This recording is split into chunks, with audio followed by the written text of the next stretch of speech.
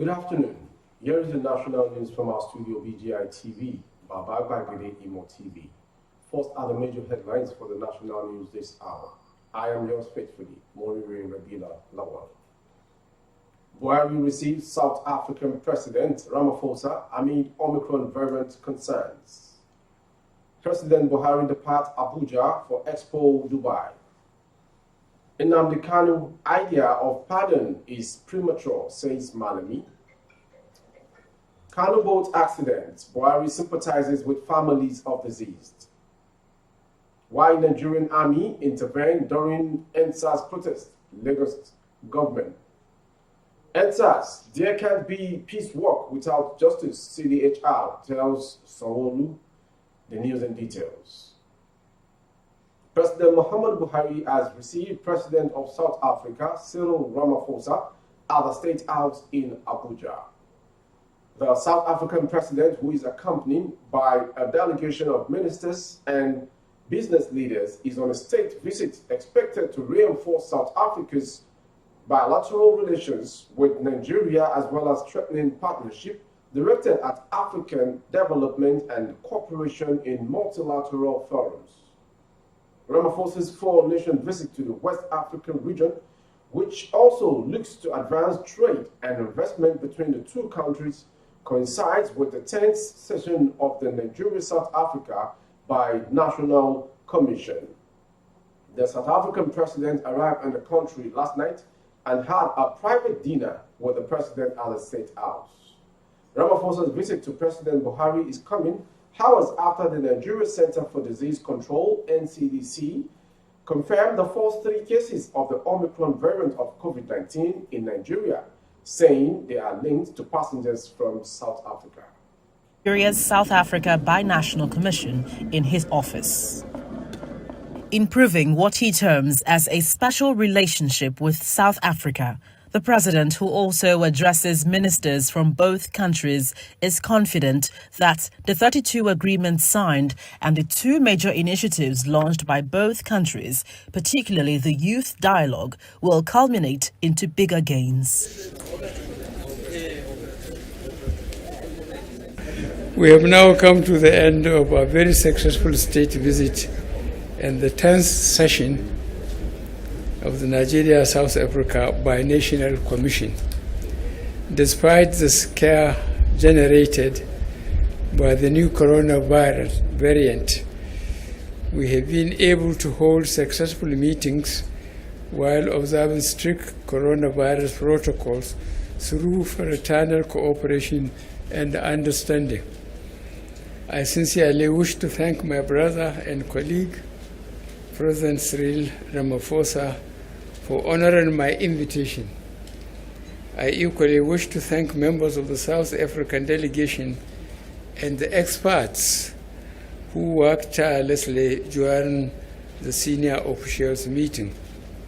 Today has witnessed the signing of a new memoranda of understanding between Nigeria and South Africa in diverse areas, including youth development, women and child empowerment, and political consultations, critical areas that will lead to increased people-to-people contact.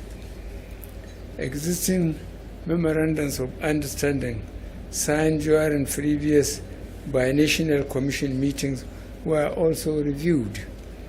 These include memorandums of understanding on military cooperation, power, cooperation in the field of geology, mining and mineral processing, oil and gas, and several others. Today, we also jointly launched the Nigeria-South Africa Youth Dialogue, another veritable tool for interaction among our youth with the aim of creating shared values and aspirations. Many of our youth from Nigeria and South Africa joined us virtually during the launch. I sincerely thank my brother, President Cyril Ramaphosa, for initiating this youth dialogue as continuous interaction between the youth of our 2 countries will further break down barriers and lead to better understanding among our people. Today's inauguration of the Joint Ministerial Advisory Council on Industry, Trade and Investment will enable the private sector of the two largest economies in Africa to further promote economic cooperation and development.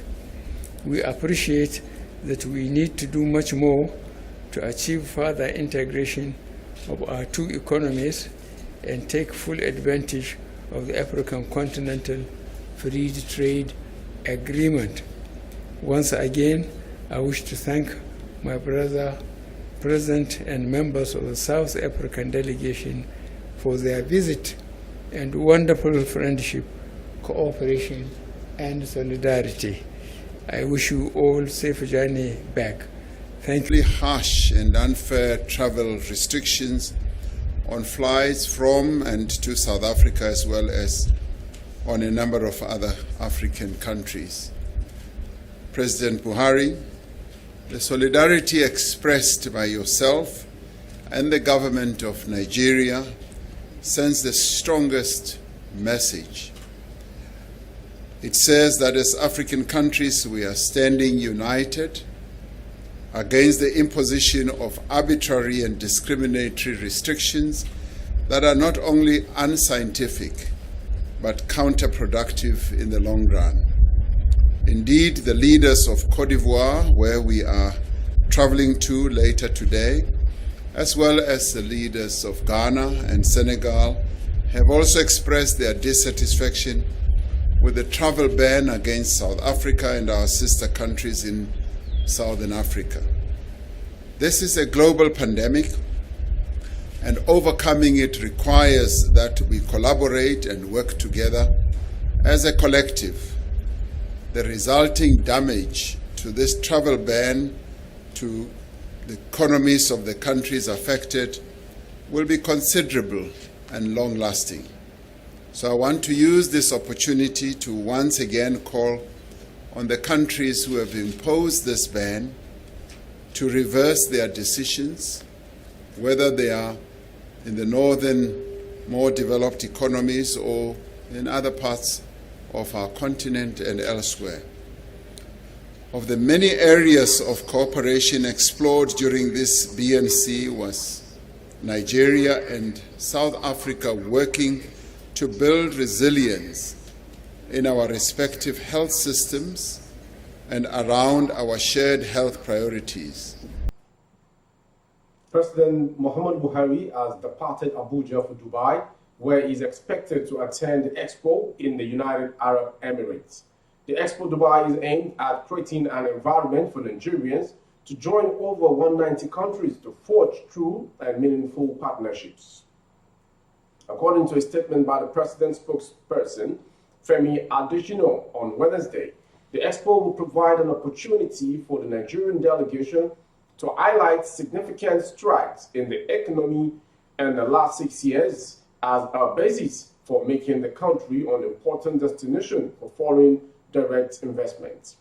Aside from touring the Nigerian pavilion at the Expo on Friday, Nigeria's National Day, the president will also receive in-audience prospective investors as well as meet with Highness Sheikh Mohammed bin Zayed Al Nahyan, Crown Prince of Abu Dhabi, and Deputy Supreme Commander of the UAE and ruler of the Emirates of Dubai.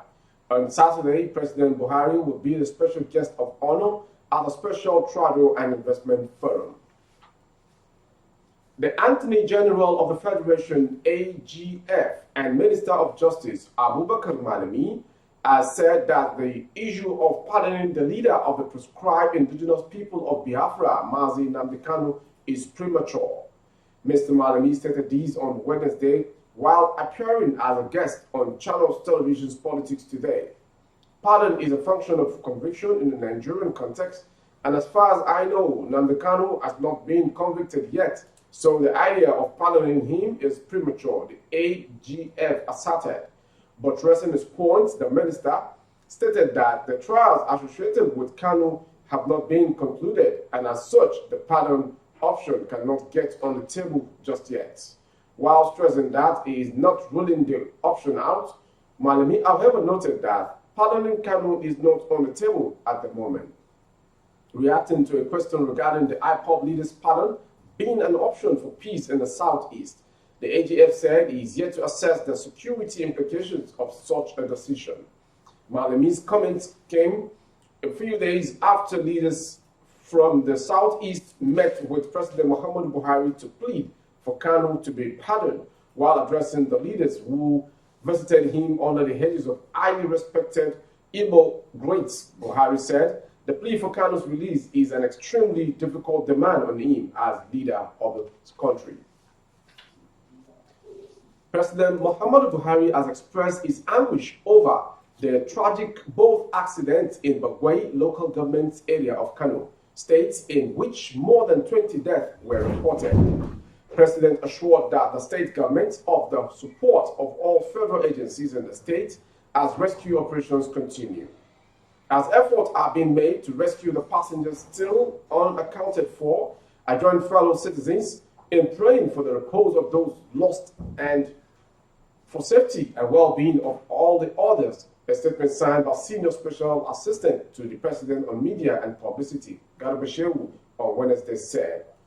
The Kano was carrying Islamiyah school children and other passengers from Badal village to Bagwai, LGA, where they expected to board a vehicle to Tofa, LGA, for the Maulud celebration. The body of a woman and a baby have been found, and multiple Islamiyah students. The driver and 6 other passengers have also been taken to the hospital, an eyewitness said. The Lagos State government has said soldiers intervened during the EndSARS protest in the state in October 2020 to assist civil authorities restore law and order in the state.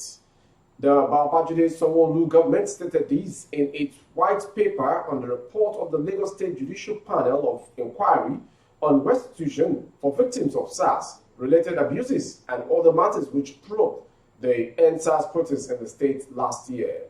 The Justice Doris Okuobi-led panel in its 5th recommendation had said that the Nigerian Army be discouraged in intervening in internal security.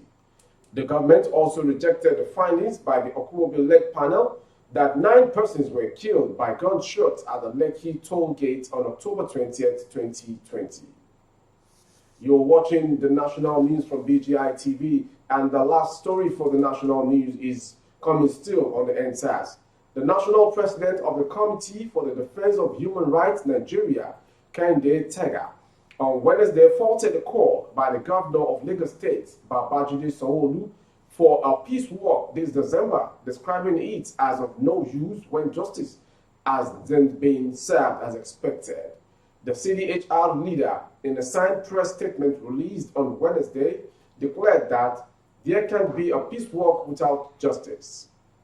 He said it is important that the governor must summon the needed courage in making sure justice is duly served where necessary and never to allow the culprit be swept under the carpet so that the gap of mistrust among the government and the people won't continue to widen. Before we call it a wrap on the national news, let's quickly have the headlines once again. Buhari receives South African President Ramaphosa amid Omicron variant concerns. President Buhari departs Abuja for Expo in Dubai. Nnamdi Kanu idea of pardon is premature, says Malami. Kano boat accident, Buhari sympathizes with families of deceased. Why Nigerian Army intervened during EndSARS protest, Lagos government. And lastly, still on EndSARS, there can be peace walk without justice, CDHR tells Sanwo-Olu. For you to be part of the studio and what we do as a broadcast, you need to meet us on social media, which number 1 is the YouTube channel. The title or the handle is Babagide Imo TV. Kindly subscribe and click on the notification bell for updates of our broadcast. On Facebook, Bagede Imo with Alawiye Adebayo. Please like and follow the page as well for all our programs to come as notification. And on Instagram, Bagede Imo_22. For advert placement of goods and services and products or coverage of event and function, the phone number to call 070-3822-6160. Thank you for watching. I am yours faithfully, Morire Rebi Lalawal.